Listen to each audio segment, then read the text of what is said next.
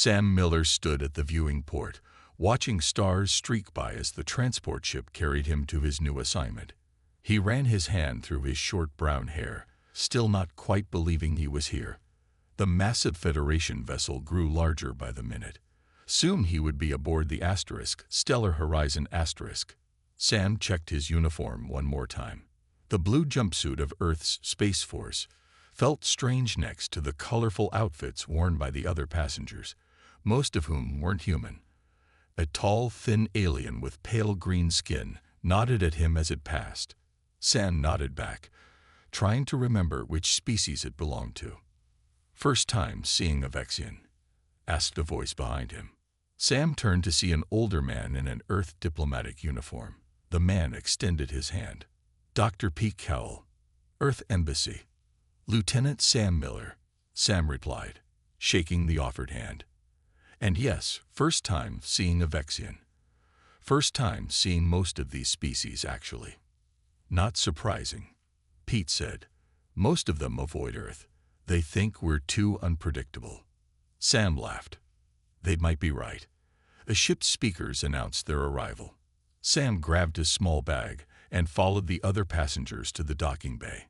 His heart beat faster as the airlock opened.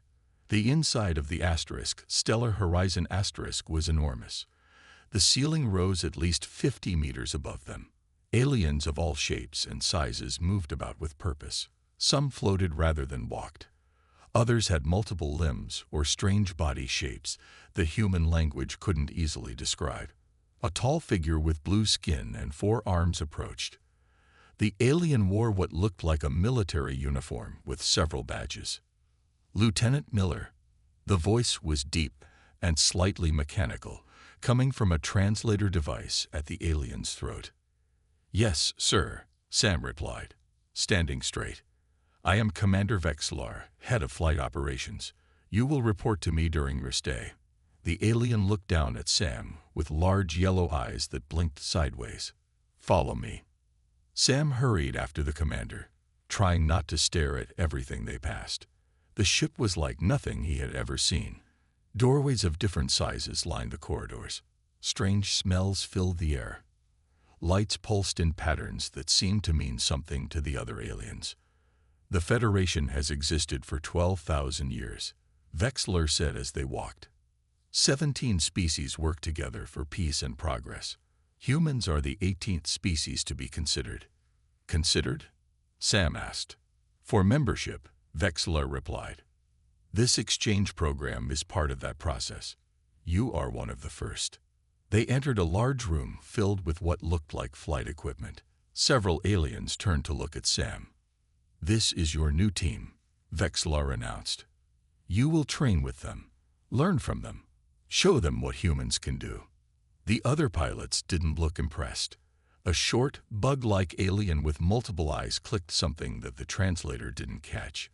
The others laughed. "These are our best pilots," Vexlar continued. "Krill of the Triz species has won the Federation Flight Championship 3 times.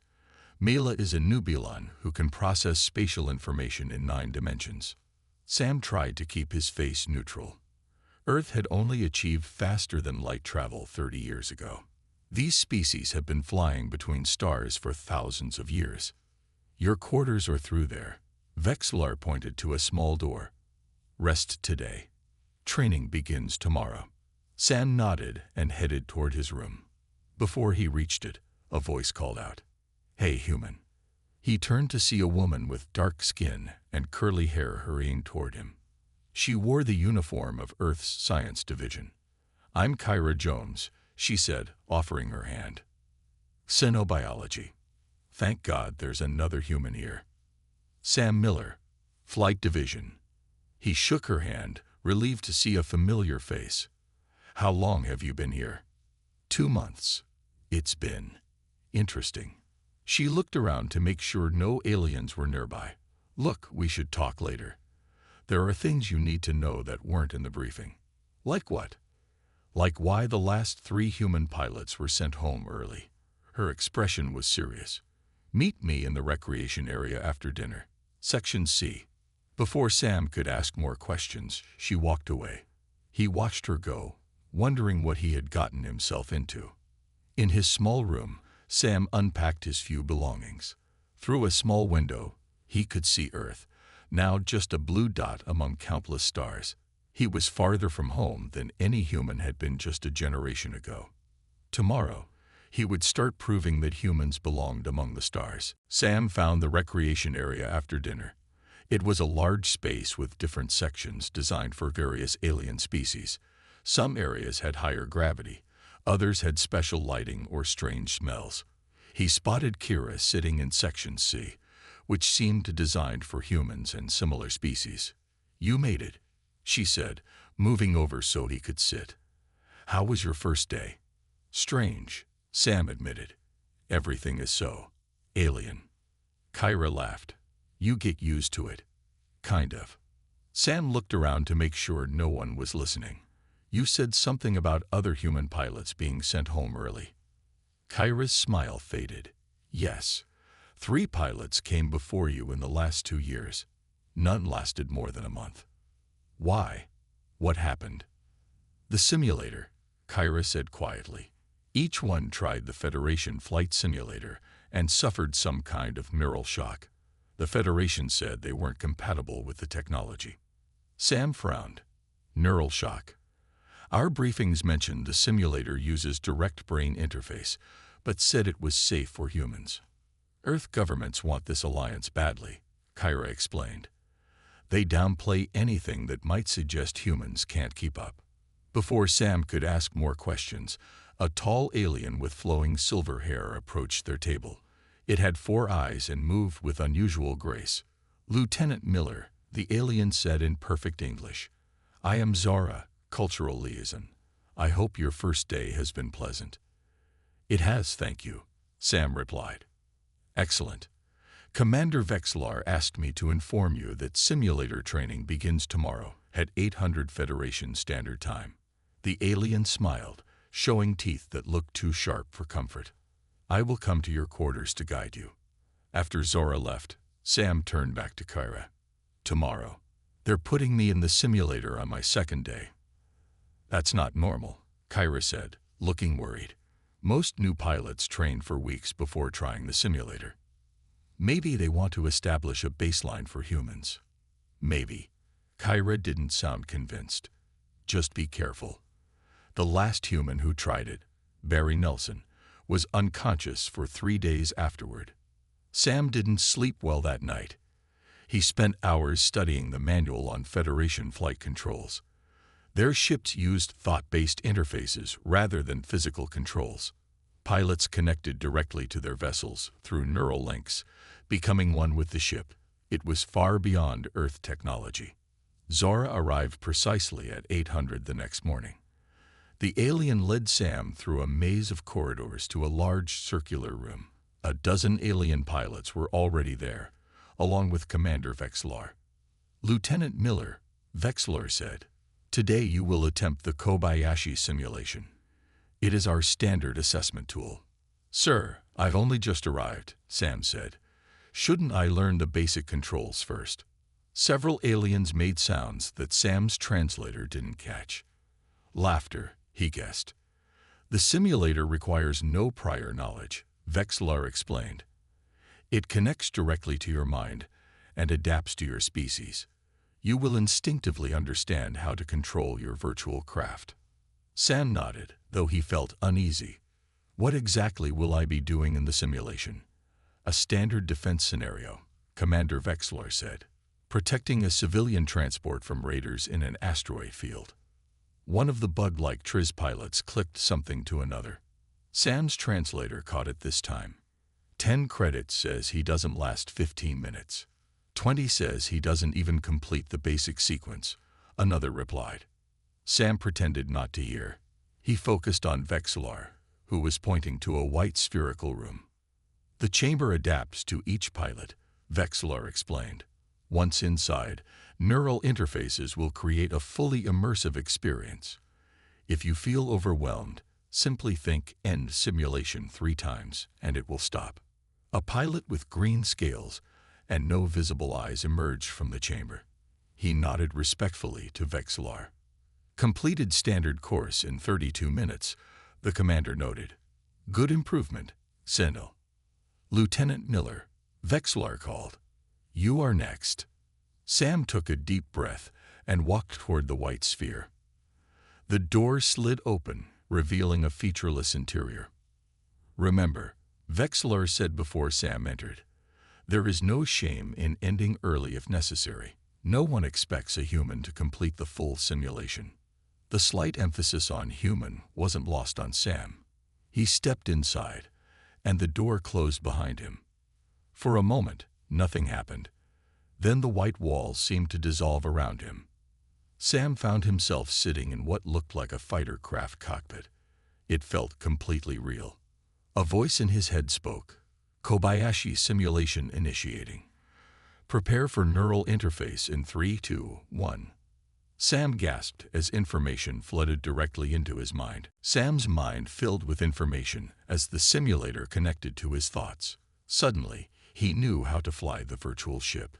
He didn't need to learn controls or read displays. He simply knew. The cockpit felt real. He could feel the seat beneath him, smell the clean air, hear the soft hum of engines. Stars stretched out before him, with an asteroid field visible in the distance. A message appeared in his mind. Mission: protect transport ship * Northern Star * from raiders. Transport carries 200 civilian passengers. Good luck, pilot. Sam saw the transport ship now, a large vessel moving slowly through the edge of the asteroid field. His fighter was smaller and faster. He guided it toward the transport, thinking commands rather than pressing buttons. This is amazing, he whispered to himself. Radar contact, a voice announced in his mind. 3 raiders approaching from Sector 4. Sam turned his fighter toward the threat. 3 small ships appeared on his radar, moving fast. He pushed his ship forward to intercept them before they reached the transport. The first raider fired energy weapons at Sam. He rolled his fighter to avoid the shots, the movement happening as fast as he could think it. He returned fire, hitting the raider's wing. Sam found that flying this way felt natural. The ship responded to his thoughts perfectly.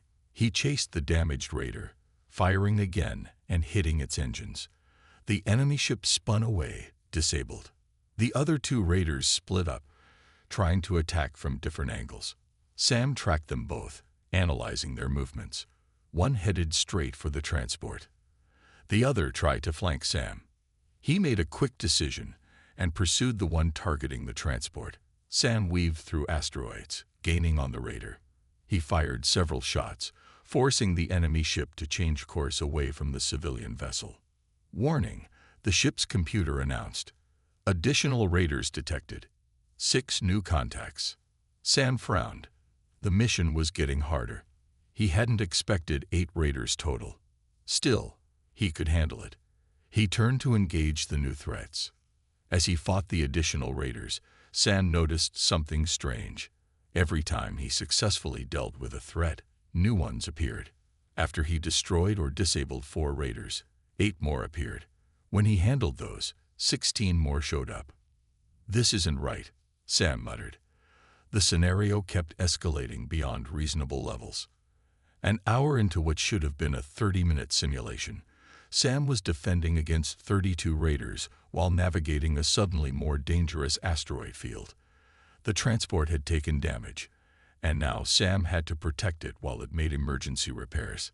Despite the impossible odds, Sam kept fighting. He used the asteroids for cover, set traps for pursuing raiders, and kept the most dangerous ones away from the transport. His human brain, evolved to spot patterns and predict movement, gave him an edge even against overwhelming numbers. 2 hours in, the simulation changed again. Now the asteroids were breaking apart, creating unpredictable debris fields. A nearby star was becoming unstable, sending radiation waves that affected ship systems. This can't be the standard test, Sam thought. No pilot could handle this. He remembered Vexlar's instructions to think end simulation 3 times if it became too much. The alien commander clearly expected him to give up. Not happening, Sam said aloud. Instead of retreating, Sam pushed harder. When his weapon systems failed due to radiation, he used debris from asteroids as weapons, luring raiders into collisions. When his engines lost power, he used gravitational slingshots around larger asteroids to maintain momentum. The simulation continued to add new challenges. A damaged reactor on the transport, a black hole appearing at the edge of the system, enemy ships with adaptive shields that learned from his attack patterns. Sam's forehead beaded with sweat. His real body was still in the white sphere, but his mind was completely in the simulation. His heart raced as he pushed himself and his virtual ship beyond what should be possible. 3 hours in, Sam faced a scenario that seemed truly impossible. 50 raiders, failing ship systems, an unstable region of space, and the civilian transport venting atmosphere. Most pilots would have given up long ago. But Sam had something the simulation didn't expect. He was human, and humans don't like to lose. 4 hours into the simulation, something changed in Sam's thinking. He stopped trying to win the scenario as presented. It was clearly designed to be impossible. No matter how many raiders he defeated, more would appear. No matter how he protected the transport, new threats would emerge. If you can't win the game, Sam said to himself, change the rules. Sam had an idea. The simulation connected directly to his mind. It created reality based on his thoughts and how he perceived the situation. What if he could change how he perceived it? He closed his eyes inside the simulation and focused. Instead of seeing himself as one fighter against many raiders, he imagined himself as part of something larger. He visualized a fleet of allied ships coming to help. He didn't just think about it, he believed it. When he opened his eyes, nothing had changed. The raiders were still there. The transport still needed protection. But Sam's approach changed completely. Instead of defending against individual raiders, he began creating situations where they would interfere with each other. He led pursuers into the paths of other raiders. He used the transport's emergency signals to confuse enemy targeting systems. The simulation kept adding challenges, but Sam kept changing his strategy. When the transport's engines failed completely, Sam didn't try to repair them. Instead, he created a makeshift energy tether from his fighter to pull the larger ship. Outside the simulation chamber, the alien pilots watched in confusion as Sam's session extended past 4 hours. "This is unprecedented," Commander Vexler said. "No pilot has ever lasted this long." "Should we end it manually?" asked Zora, the cultural liaison.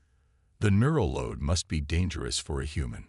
"Our medical scanners show stress, but no damage," another alien replied. "His brain activity is unusual." Inside the simulation, Sam faced the most difficult challenge yet. The star in the system went supernova, sending a deadly wave of radiation toward both his fighter and the transport. There was no escape route. Physics made survival impossible. But Sam wasn't thinking about physics. He was thinking about possibilities. If the simulation created reality from his mind, then perhaps he could change reality itself. He focused on the radiation wave, imagining it not as deadly energy, but as a powerful push, something he could ride. "Computer," Sam called out. "Reconfigure shields to create a surfing effect on the radiation wave." Warning: procedure unknown. "No such configuration exists," the computer responded. "Then create one," Sam insisted. "Convert shield energy to matching wavelengths with the radiation. Ride the wave instead of blocking it." The computer paused. This request went against its programming. But the simulation was designed to adapt to pilot thinking, and Sam's mind was providing new parameters. "Reconfiguring shields," the computer finally replied. As the radiation wave hit, Sam's fighter didn't try to resist it. Instead, the ship rode the energy like a surfer on a wave, gaining tremendous speed. Sam extended the effect to surround the transport as well, pulling it along in his wake. The simulation struggled to process this unexpected solution. It wasn't in any of its programmed responses. The radiation should have destroyed both ships, But the human pilot had reimagined the laws of physics within the simulation. The raiders were caught unprepared by the radiation and destroyed. The transport and Sam's fighter shot forward at incredible speed, safely away from the dying star. The simulation threw one final challenge at Sam. As the radiation wave dissipated, a black hole appeared directly in their path. At their speed, there was no way to change course in time. Sam smiled. Perfect. Instead of trying to avoid the black hole, he adjusted his course slightly to use its gravitational pull. He calculated a slingshot maneuver that would use the black hole's immense gravity to fling both ships across the system to safety. Warning: approach vector to singularity is dangerous, the computer announced. Trust me, Sam replied. I know what I'm doing. He didn't, not really. No human had ever attempted a black hole slingshot, even in simulation, but Sam believed it would work. And in this virtual reality built from his thoughts, belief was powerful. 5 hours into the simulation, Sam's fighter approached the black hole. The transport ship followed behind, protected by the energy field Sam had created. Outside the simulator chamber, the entire flight division watched in stunned silence. Impossible, one of the TRIS pilots clicked. The human should have failed hours ago. His neural patterns are completely different from our other test subjects, said a Federation scientist who had been called to observe. He is not just solving problems, he is changing them. Inside the simulation, Sam focused intensely on the black hole's slingshot maneuver. The gravity pulled at his ship with tremendous force. Warnings flashed across his mind as the ship's virtual systems strained under the pressure. Hull integrity at 42%. The computer warned. Structural failure imminent. Sam ignored the warnings. He adjusted his approach vector slightly, feeling the pull of the black hole increase. The transport ship behind him followed exactly in his wake, protected by the path he created. Maximum velocity exceeded, the computer announced. Navigation systems failing. Don't need them, Sam muttered.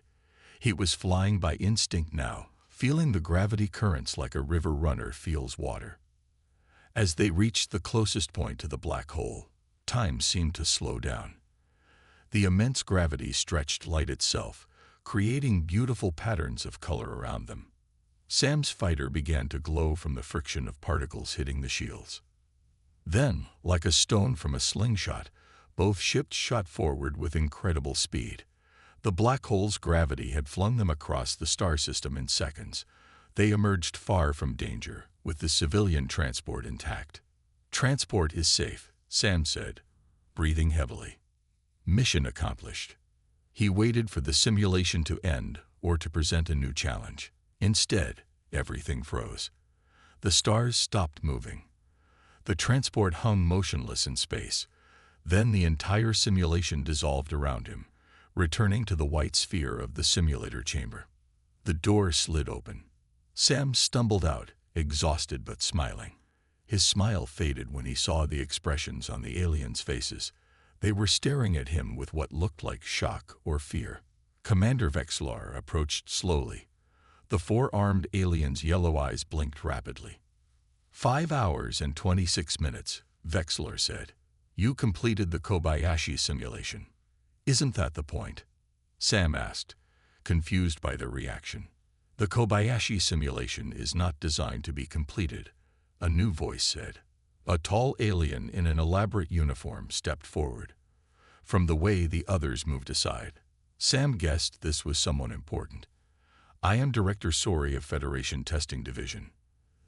The simulation is designed to continue until the pilot recognizes their limitations and exits voluntarily. Sori continued. It is a test of judgment and self-awareness. So it's raid? Sam asked. No one can win. It is not about winning, Commander Vexlar explained. It is about knowing when to accept reality and make wise choices. Sam frowned. But if I found a solution? You did not find a solution. Director Sori interrupted. You rejected the parameters. You refused to accept the simulation as presented. Instead, you forced it to adapt to your mind. Medical staff approached Sam with scanning devices. One of them, a bulbous alien with tentacles, seemed especially interested in his head. "Your neural pathways should show significant damage," the medical officer said. "The mental load of 5 hours in the simulator exceeds safe limits for all known species." Sam shrugged. "I feel fine. Tired, but fine." "Humans," Vexler said, as if that explained everything. Kyra pushed through the crowd of aliens and reached Sam. "Are you okay?" "They called me when your session went past 2 hours." "I'm good," Sam assured her. "Just solved an unsolvable problem." "That's exactly what concerns us," Director Sori said. "No other species approaches problems quite like humans do. You don't accept the rules of reality." "Reality is negotiable," Sam replied with a smile. The aliens exchanged glances. Sam couldn't read their expressions exactly, but he sensed a mixture of concern and interest. "You need rest," Commander Vexlar said finally. "Report to medical for a full examination, then take the remainder of the day off. Tomorrow, we will discuss adjustments to your training program." As Sam walked toward the medical bay with Kyra, he heard Director Sori speaking to Commander Vexlar behind them. "Effective immediately, all human pilots are restricted to 1 simulator session only. Mandatory directive." "That bad?" Sam whispered to Kyra. She smiled. "That good. You did something they didn't think was possible. You scared them. Is that a win?" "For humans?" "Absolutely." The next day, Sam sat in a large meeting room. Federation officials from many departments filled the seats around him. Some he recognized from the flight division. Others wore the uniforms of scientists, medical officers, and diplomats. Kara sat next to him as his unofficial human representative. She leaned over and whispered, "They've been talking about you all night. The whole ship is buzzing." Before Sam could reply, Director Sori entered the room. Everyone stood until the tall alien took a seat at the head of the table. "This meeting concerns the human pilot Sam Miller and yesterday's simulator incident," Director Sori announced. "Chief Medical Officer Trell will begin." A small green alien with 3 eyes stood up. "Our scans show Lieutenant Miller suffered no permanent neural damage from the extended simulation. This is unusual. All other species show brain damage after 2 hours of continuous simulation use. How is this possible?" Commander Vexlar asked. "Humans have unusual neural plasticity," Trell explained. "Their brains form new connections quickly and adapt to stress differently. Lieutenant Miller's brain showed high activity in regions associated with creativity and problem-solving, rather than in survival response regions." Director Sori nodded. "And what of the simulation itself?" A tech specialist with metallic skin spoke next. "The simulation program requires extensive recalibration. The humans' approach created new pathways that were not in the original programming. He essentially rewrote portions of the code through his neural interface." Sam raised his hand. "I didn't try to hack anything. I just looked for solutions." "That is precisely the issue," Director Sori said. "Your species does not accept parameters. When faced with no-win scenarios, you reject the premise rather than accept reality." "Isn't finding new solutions a good thing?" Kyra asked. An older alien with wispy hair that floated like smoke shook her head. "The Federation values order and predictability. We overcome challenges through established protocols and centuries of tested methods." "But when those methods fail?" Sam asked. "Then we accept that failure with dignity," Commander Vexlar replied. "Not every problem has a solution." Sam frowned. "Humans don't see it that way." "Clearly," Director Sori said.